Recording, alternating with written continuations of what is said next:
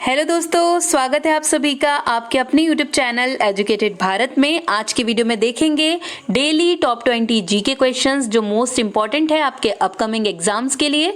यहाँ पर जितने भी क्वेश्चंस आपके लिए लेकर आती हूँ वो सभी प्रीवियस ईयर पेपर पर आधारित होते हैं, इसलिए मोस्ट इंपॉर्टेंट होते हैं। तो प्लीज वीडियो को एंड तक जरूर देखिए। वीडियो पसंद आए तो लाइक एंड शेयर करना बिल्कुल भी मत भूलिए। अगर अभी तक चैनल को सब्सक्राइब नहीं किया है तो प्लीज चैनल को सब्सक्राइब करके बेल आइकन जरूर प्रेस कर दीजिए ताकि आगे आने वाले जितने भी इंपॉर्टेंट वीडियोस हैं उन सभी का नोटिफिकेशन आपको सबसे पहले मिल सके।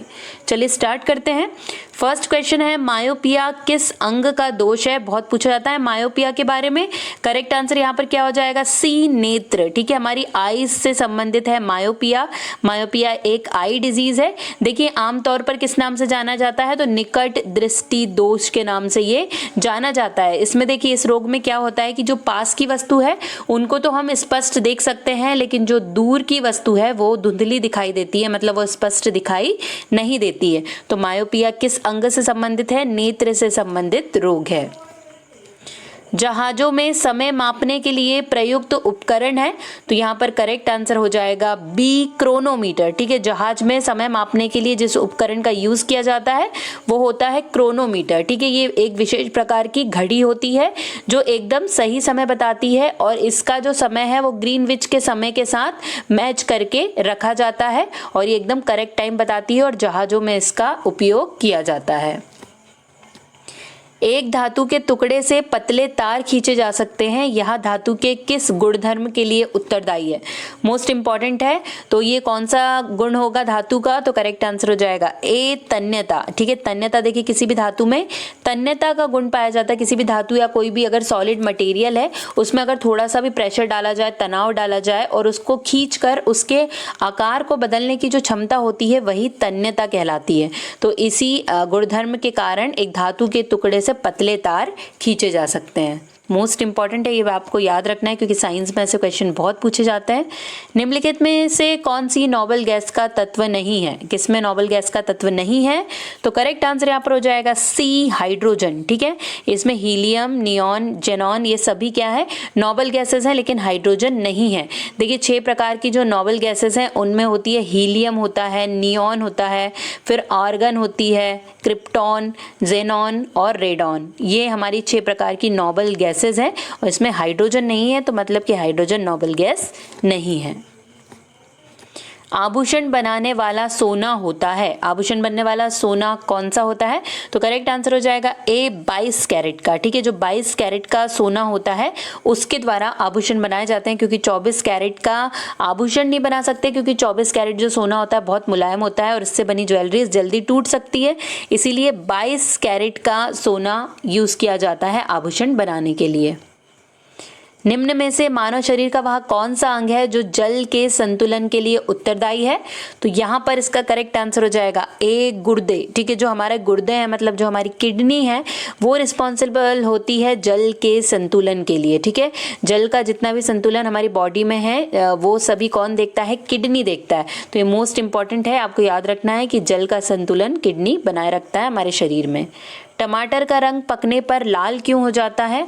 तो इसका रीजन क्या है? तो इसका रीजन है सी, लाइकोपीन के कारण टमाटर का रंग पकने पर लाल हो जाता है। देखिए टमाटर अगर पहले हरा है, अगर ये पूछा जाता है कि टमाटर का रंग हरा किसके कारण है, तो वो क्लोरोफिल के कारण रहता है, लेकिन धीरे धीरे लाइकोपीन के कारण जो कि एक कैरोटीन होता है इसकी प्रेजेंस के कारण टमाटर का रंग कैसा हो जाता है? लाल हो जाता है।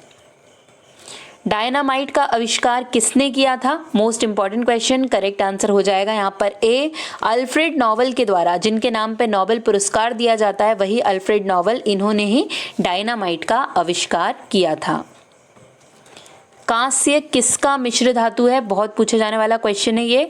करेक्ट आंसर यहाँ पर इसका हो जाएगा बी, कॉपर और टीन का। ठीक है, कॉपर और टीन से मिलकर क्या बनता है? कांस्य बनता है। ठीक है, जो कांसा जिसे हम कहते हैं इसमें 80% कॉपर होता है और 20% टीन होता है और इसके द्वारा बनाया जाता है क्या? कांस्य या ब्रॉन्ज। नेक्स्ट, शरीर में थायराइड हार्मोन का बहुत अधिक स्त्राव का कारण है, तो क्या हो जाता है अगर शरीर में बहुत ज़्यादा थायराइड हार्मोन बनता है? तो करेक्ट आंसर हो जाएगा यहाँ पर बी, हाइपरथायराइडिज्म हो जाता है अगर शरीर में बहुत अधिक मात्रा में थायराइड हार्मोन का स्राव होने लगता है। मिनी माता रोग का मुख्य कारण क्या है? ठीक है, मिनी माता रोग भी बहुत पूछा जाता है। सही आंसर हो जाएगा डी, पारा या मरकरी की मात्रा बढ़ जाने से मिनी माता रोग हो जाता है। इनमें से कौन सा जीव सांस लेने के लिए अपनी त्वचा का प्रयोग करता है? तो करेक्ट आंसर क्या होगा इनमें? केचुआ, टिड्डा, चमगादड़ या मच्छर? तो करेक्ट आंसर हो जाएगा ए, केचुआ। ठीक है, केचुआ जो है वो सांस लेने के लिए अपनी त्वचा या स्किन का प्रयोग करता है।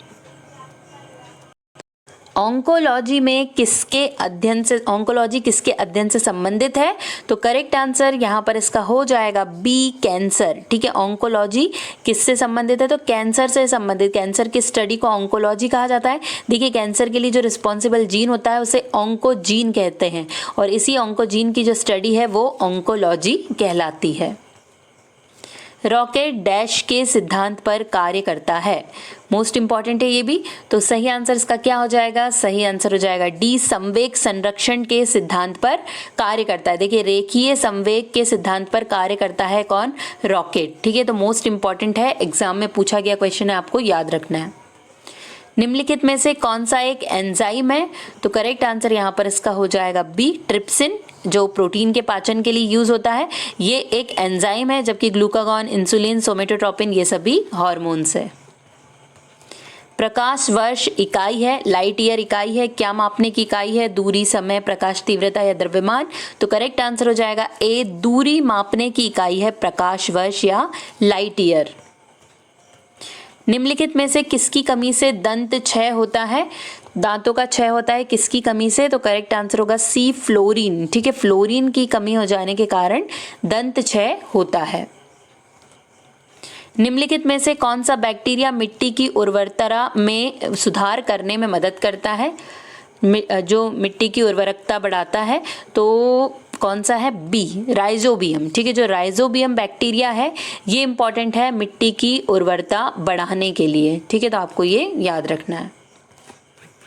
निम्नलिखित ग्रंथियों में से कौन सा एक मानव शरीर में जोड़े में मौजूद होती है?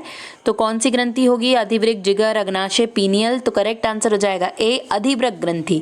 ठीक है, जिसको हम एड्रिनल ग्लैंड कहते हैं। ये जो एड्रिनल ग्लैंड है ये हमारी जो दोनों किडनी होती है, ठीक है, दोनों किडनी के ऊपर प्रेजेंट होती है और ये जोड़े के रूप में होती है। दो किडनी हमारी और दोनों ही किडनी के ऊपर प्रेजेंट है, तो ये जोड़े के रूप में प्रेजेंट ग्रंथि है। तो अगर आपसे ऐसा क्वेश्चन पूछा जाए तो करेक्ट आंसर क्या हो जाएगा?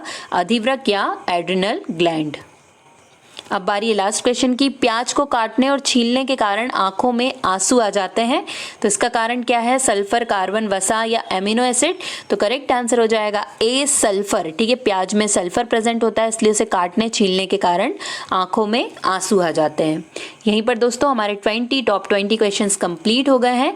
वीडियो पसंद आया होगा तो लाइक एंड शेयर जरूर कर दीजिएगा। अगर अभी तक चैनल को सब्सक्राइब नहीं किया है तो चैनल को सब्सक्राइब करके बेल आइकन जरूर प्रेस कर दीजिए। आज के लिए बस इतना ही। अब आपसे मुलाकात होगी एक नए वीडियो के साथ। तब तक के लिए पढ़ते रहिए, आगे बढ़ते रहिए। जय हिंद, जय भारत।